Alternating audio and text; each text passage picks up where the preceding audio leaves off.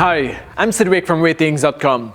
This video is part of a series about motion, and we are talking today about response time, which has a big impact on motion blur. Response time is the time it takes for a pixel to switch from one color to another. In a perfect world, it switches instantaneously, which is almost what OLED TVs do. On LCD TVs though, it can take a long time to switch depending on the panel. A long response time means each frames are not completely separated. Instead, they fade in and fade out, which blurs the frames together and they merge a little bit. In the field of view of the moving eye, that crossfade can be seen as a very long trail following moving objects. Let's measure it on this TV, the Sony X850D. We will measure the time it takes for the TV to switch from black to white.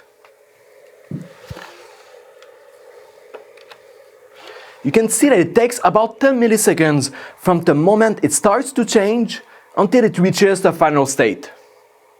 The Sony X850D is better than average for this. If you compare it to an OLED, the OLED has a perfect response time, so no trail at the left of the logo. At the opposite end of the spectrum, the Vizio E series has a very long response time, which translates into a more apparent trail. The interesting part is the response time actually varies depending on the starting and ending color.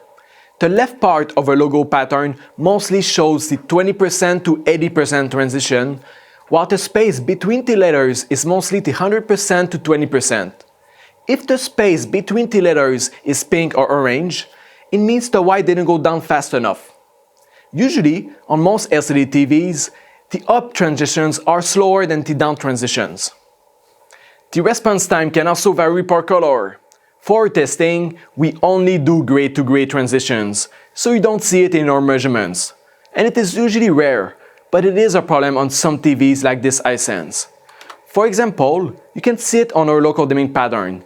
This is only a white circle. The red that you see when it is moving fast is only due to a different response time of the red subpixels. Another interesting behavior is some TVs can overshoot the target. A good example for this is this Dell monitor. By default, the transition is normal.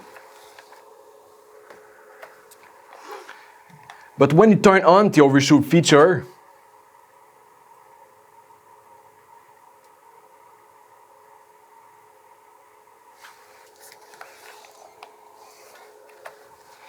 you can see that it results in a faster transition, but then it goes above the target and comes back.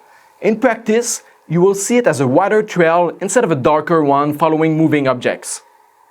So a fast response time is important to reduce the appearance of motion blur. But there's actually a downside to a fast response time. Take OLED for example. Perfect response time, but this gives the impression of judder, especially on low frame rate content. Basically, since the response time is fast, the frames don't blend into each other, which gives the impression that each frame jumps more. Therefore, some people actually prefer a little bit amount of motion blur to smooth out the transition between the frames. But in general, the faster the response time, the better it is. So that's it. If you like this video, subscribe to our channel, and see you next time.